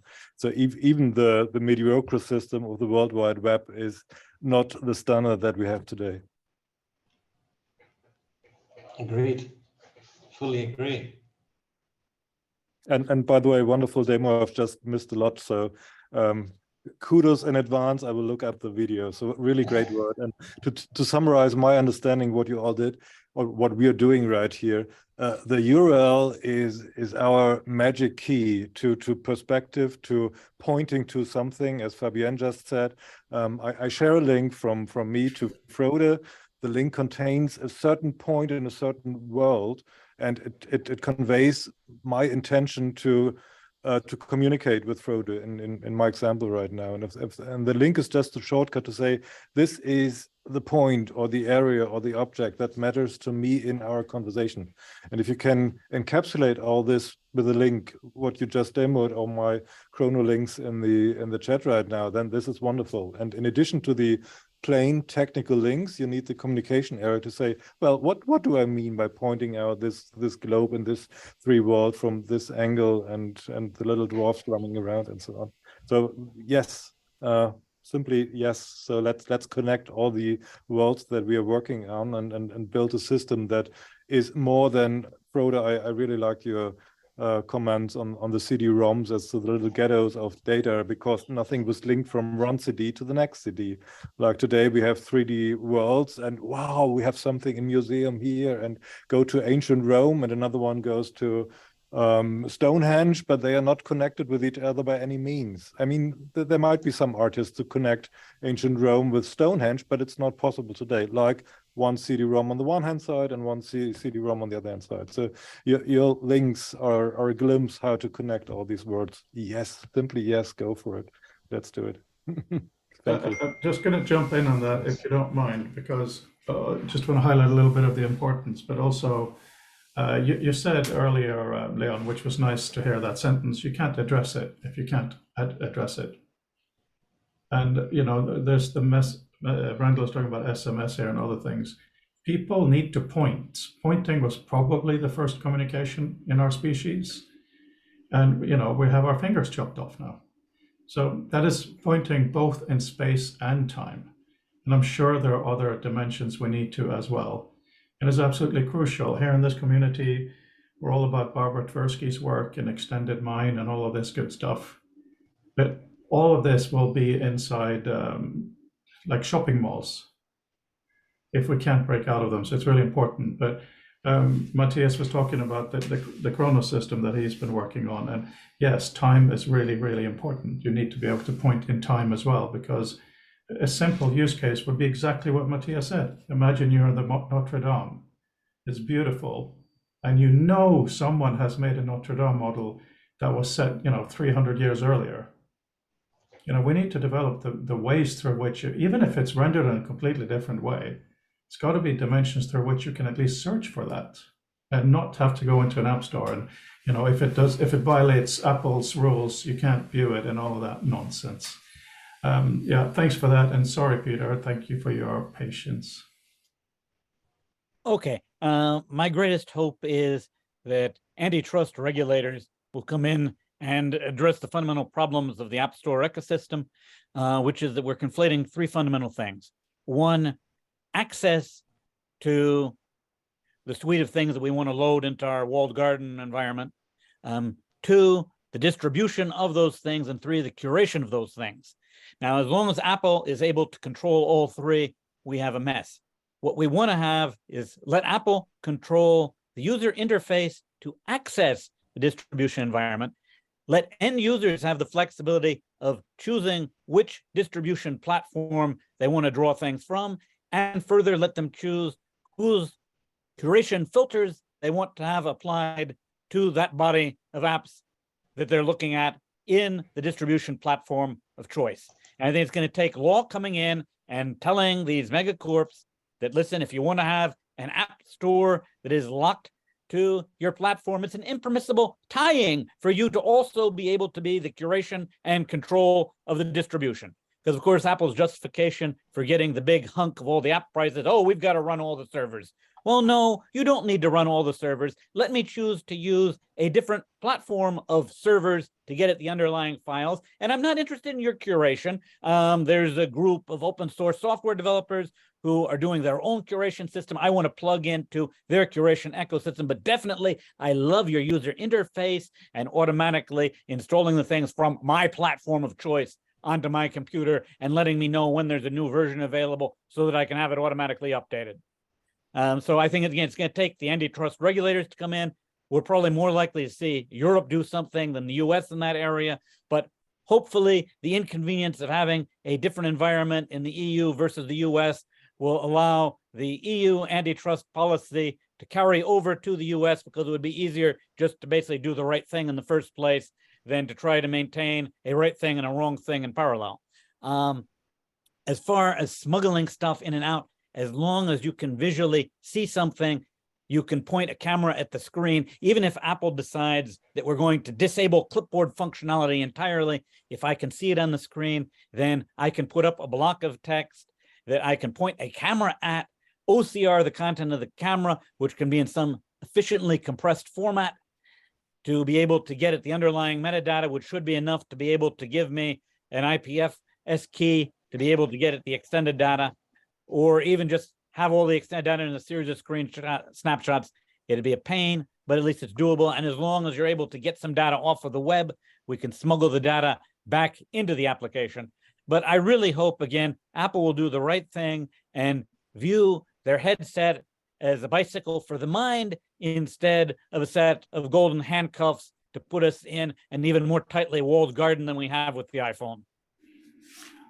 Okay, sorry, Randall, I'm going to have to comment on that. I don't think Apple is capable of that. And I am an Apple fanboy to the extreme, okay? I don't think they're capable of that because that is not the sort of entity or being or organism that Apple is. Same with the other ones, right? Once you are of a certain size, you have certain things making certain things happen because it's about their own survival and thrival, right? Don't forget the history of the internet. That was a couple of graduate students who made the interconnected net. I'm sure if the military could still control it, they still would. But point of story is what we're seeing here from Leon today is fantastic. And we need to work with many different ways. I desperately want visual meta to be a success. I want that shoved in there. And I think I should fight for a tooth and nail, same as any other approaches. If we fight for how to share stuff, how can that not benefit us? And if some of it works and some of it doesn't matter. But this is citizens, not governments. Randall. I kind of wanted to respond to Peter, but it also ties into the point that I wanted to make. So the primary rationale for things like the App Store are not to do with the cost of hosting. It's not to do with any of those things. It's actually not nearly as profitable as just selling really expensive devices, which Apple is really good at. iPhones are over $1,000 for the most part these days, and that's what makes the money. The assertion is, and I think that it's a good one, is that what constitutes the interface is not the buttons and the sliders, the size of the text, or the latency of the screen. What constitutes the interface is the expectations that a user can have when they come to a platform, when they know that certain things are going to be able to happen, and that they are going to be able to have a certain amount of trust in the functions and capabilities that they encounter on that platform. And that's actually a really, really hard one to fight against. 10 years ago, I was not that interested in Apple. I'd never owned an Apple device. But in the last 10 years, a lot of things have happened to the internet and to people's presence, and to the basic notion and the importance of safety as a consequence of the way that we live our lives online. And I'm struck by how difficult it is to see a way around this idea that interface is more than you think, that the totality of an experience is something that needs to be considered and preserved as much as possible. And so back to the point that I wanted to make about linkage is disposition. We have this idea that having access to a document sort of constitutes, this is something that we've done internally in the marketing department to a terrible detriment sometimes. It's like, if you went to a page, then people think that they read the page. Like, dude, the page is 80,000 pixels tall. They did not read all of the page. If you want to set somebody a reading comprehension test, which you don't, because you know that they won't have gotten 10% of the content from it. So disposition in terms of like what it is that somebody's seen, where they're pointing, what they were looking at before. These are really important artifacts that we start to see a necessity, possibly the basic arrangement between widgets or surfaces within the context where those things are programmable. I kind of see URL as sort of XR fragments as inviting in the necessary inclusion or consideration of those things in a way that I'm really interested in a simple closure over especially as an initial thing. But I'm concerned that it's something that it's very difficult to put a box around and say this much and no more. So I'm really curious about that. Another thing I will say is that I don't think WebXR can do any of this for us as a standard universal pattern. I love WebXR. I've done a lot of stuff in it. I work on it, but I don't think it can save us, because it's just a way of representing stereo WebGL or and in the future one day WebGP views, but that doesn't give anybody enough sort of user agent level guarantees or control over what is being sort of distributed and discussed. And it means that there are even fewer opportunities for interoperability and access and all of these things. And so I'm curious if you see any sort of alternatives or opportunities in other document forms in order to be able to kind of succeed with that. Well, good points.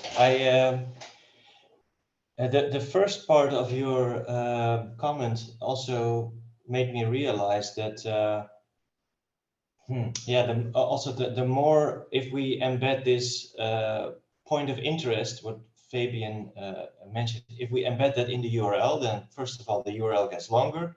Of course, we can embed it inside the asset, but that's more static. Like probably a point of interest is also nice to share dynamically. So at the moment you copy the URL, but that also, since it's very readable, it also creates a very high level of, it makes surveillance very easily. If you just see such a URL, you can see exactly what is being looked at, which is a bit freaky, or it can be freaky. And the other thing, maybe I'm not fully understanding it, but I don't really see a big limitation for WebXR, since the idea behind XR fragments is basically WebXR agnostic. So the parser is, I've kind of like, it can be generated in any language. So that also means that for example, OpenXR, somebody can create an OpenXR application, upload it to an app store, and then when users download that app, then they immediately have a doorway to all these hrefs and this whole ecosystem of hrefs. So it's a bit of it could be a bit of a hack to access these linked experiences. But maybe that's not completely what you meant, because you also meant stereo. It's just a stereo WebGL thing. What kind of limitations do you see? So WebXR per se on the internet today is just a method.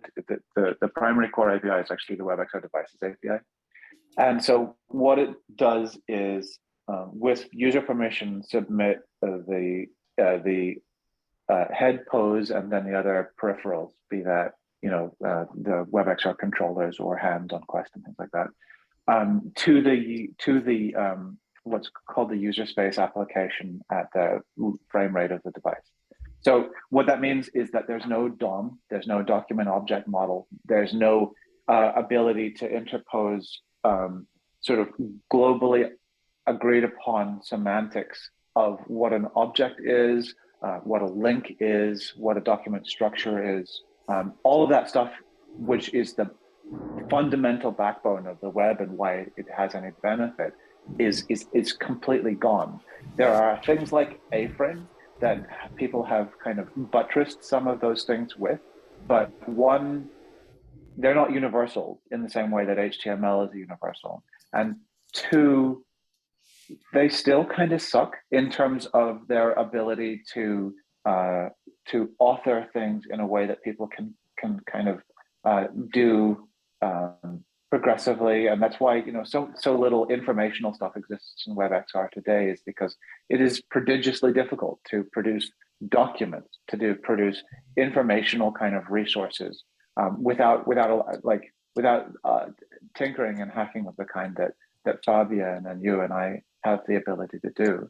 One of the primary sort of concerns that I have for XR is that I don't see a way for people to be able to create things that are both possible to author and compelling enough to be worth authoring without a substantial step change in how we pursue the concept of documents within an XR context.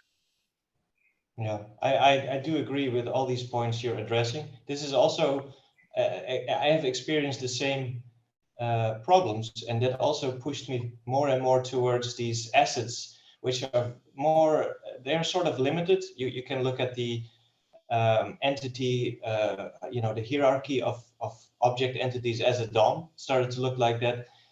Because also the problem I have with HTML is that for some reason it started as a simple text document very easily, but I noticed that all these web experiences, the more rich ones with enriched with JavaScript, they all seem to stop working after 1 or 2 years because the JavaScript APIs are changing or something there's a problem. It's like pretty complex to really be sure that your experience on archive.org will be viewable later in some years. So yeah, this is definitely a big problem what you're stating, and of course moving to assets will only make it more limited. So you definitely have good points there. I'm afraid we are 8 minutes over time, which is good that we are excited enough. Obviously, everybody can have a chance to have a closing comment, which is going to be our new way of working anyway. But also, this is really, really an important aspect of what we discuss. So you would always be welcome to come back just anytime anyway. But I'm wondering if maybe next Monday we try to continue this, but we continue it with trying to make something work. I know what I want to work from 2D to 3D and back again. There are other people here trying to make other things work. So instead of a demo day, maybe we can have something like an architecture day. It doesn't have to be implemented, all of it. But we state in the beginning of the meeting, what I want is this. And then we keep arguing how to make it happen, not how to make it not happen. But then again, we can't do it on Monday because that's Apple's big day. Let's do it on Friday. Should we meet on Friday? It's my birthday. How about Thursday? I'm going to be 55 on Friday, so you all need to, send your smiles. Shall we do Thursday, guys? Thank you. Well, I haven't made it yet. Still a few days to go. Should we meet same time, same place on Thursday and see if we can get a hammered out thing so when Monday happens, we have at least a thing written down that we share? Yeah, my sure. Thursdays are taken up by my work team meeting. Okay, right. Well, what would be best for you, Randall?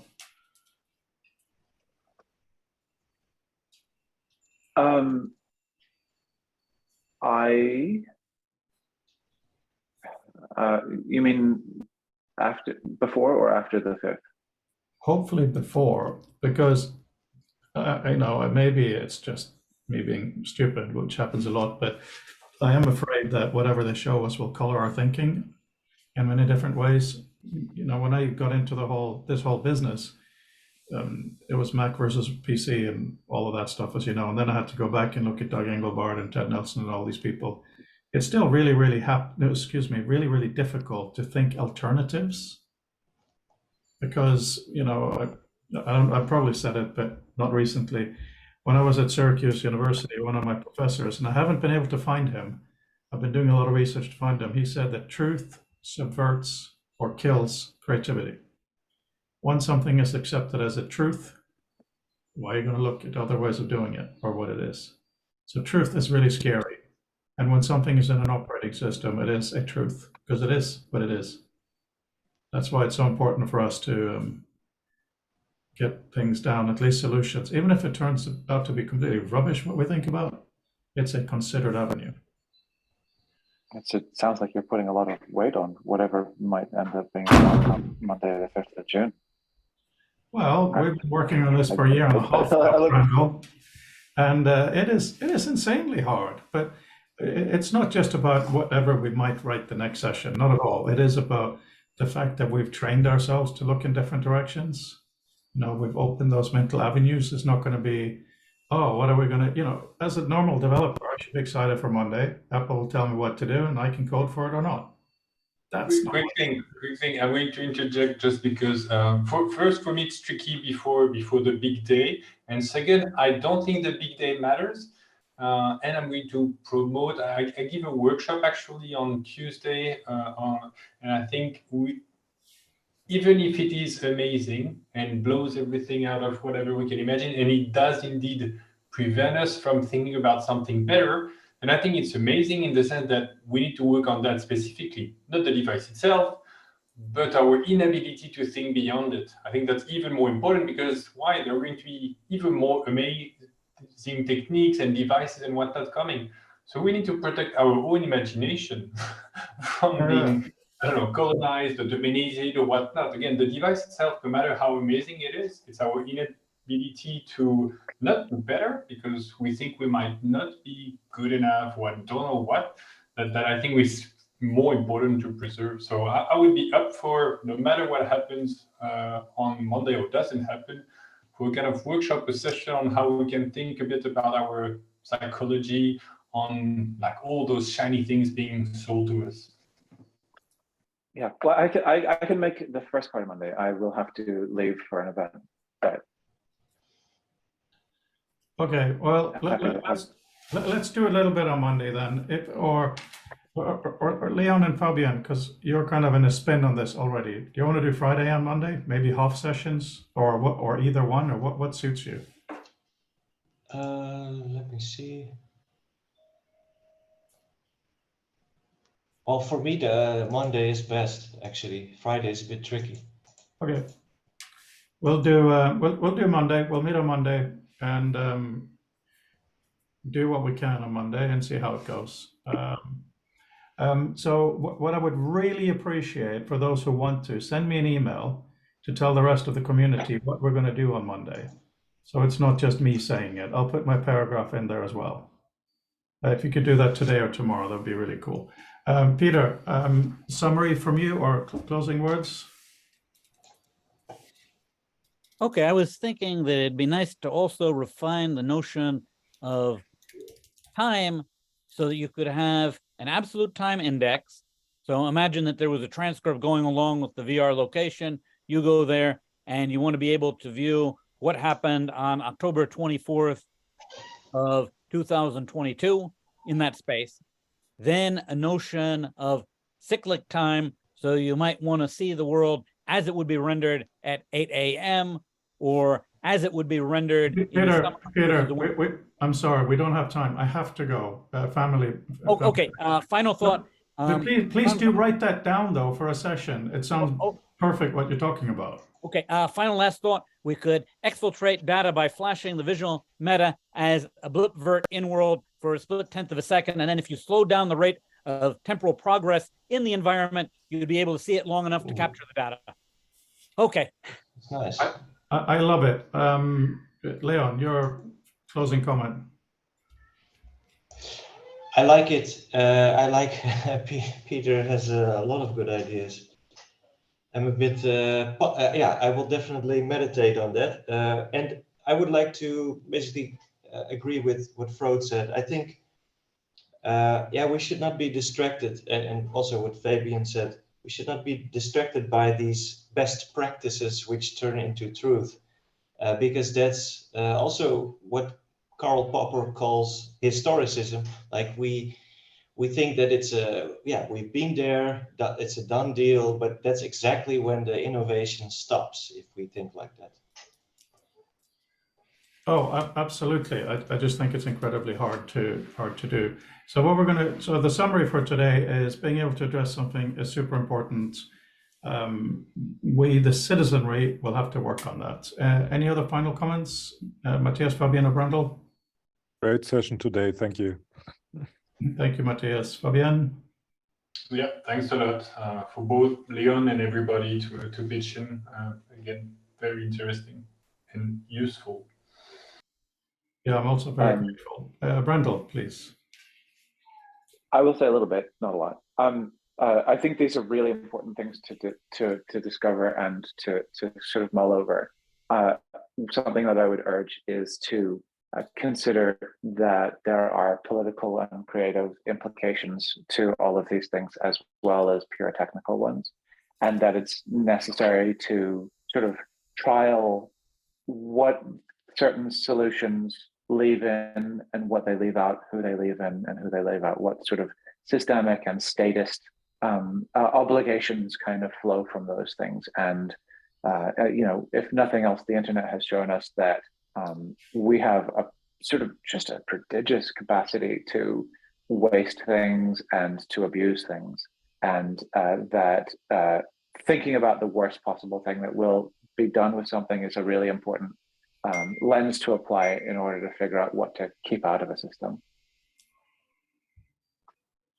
Good points. And with that, we're closing, and we will meet during the new dawn of interactive computing starting Monday. Have a good week, everyone. Bye for now. Take care. Bye-bye. Bye. Cheers.